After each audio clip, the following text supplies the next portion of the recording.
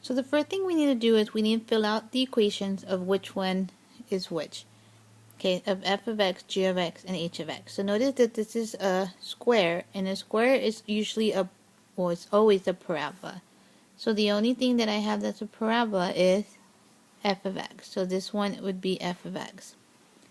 The second one is a square root function, and my square root function is half of a parabola. So notice that that's going to be h of x. And then the cube root would be this one, which is g of x. So now I need to determine whether the a's are positive or negative. So the a, if you remember, determines whether my function is going to flip or not. So if we look at the parabola, notice that it is flipped, so that means a is going to be negative. For h, the square root is not flipped. If it was flipped, it would look like that. So it's going to be positive. And g, which is the cube, is not flipped. If it's flipped, it would look like that. Okay. So now I need to decide the movement. How is it moving to the left and to the right? H, if you look at your formula, represents to the left or to the right. And K represents up or down.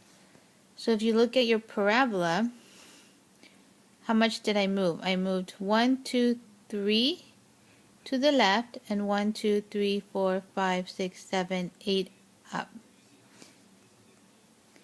So that means I moved to the left 3 and 8 up. If we look at our square root,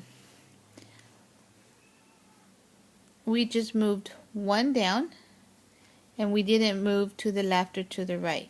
So it's going to be 0 and negative 1. In my cube one, I moved 1 to the left and 1, 2, 3, 4 up. So 1 to the left and 4 up. Okay, so B says circle the following functions that an inverse is not a function. So in order for an inverse to be not a function, it has to pass, or in order for an inverse to have a function, it has to pass what we call our horizontal line test.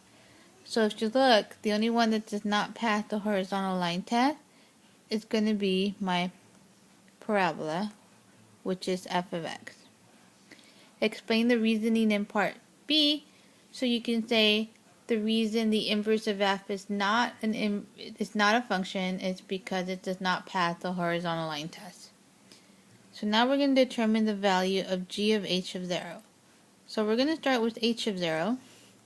So h of 0 represents what is the y value of h when x is equal to 0. So when x is equal to 0, my y value is equal to negative 1. So now we're going to substitute that back into my equation. So now I'm going to have g of negative 1.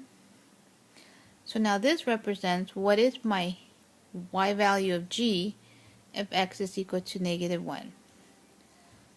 So if x is equal to negative 1, the y value is going to be 1, 2, 3, 4. So my answer is just 4.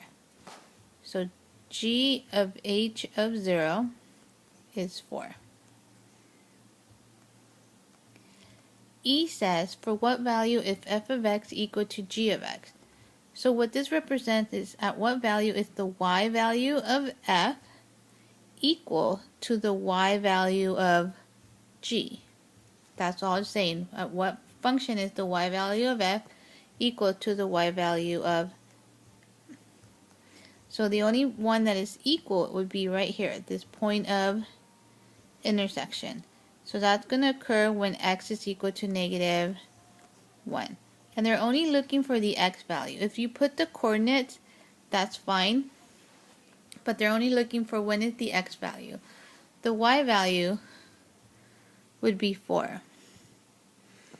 Okay, so F says, consider the transformation given to g of x. So now, this is a completely new function.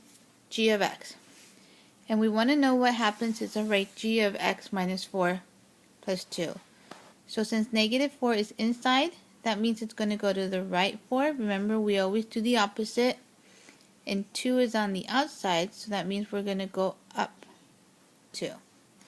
So we're going to move each of these points to the right 4 and up 2, to the right 4 and up 2, and then to the right 4 and up 2. So this is what my transformation is going to look like.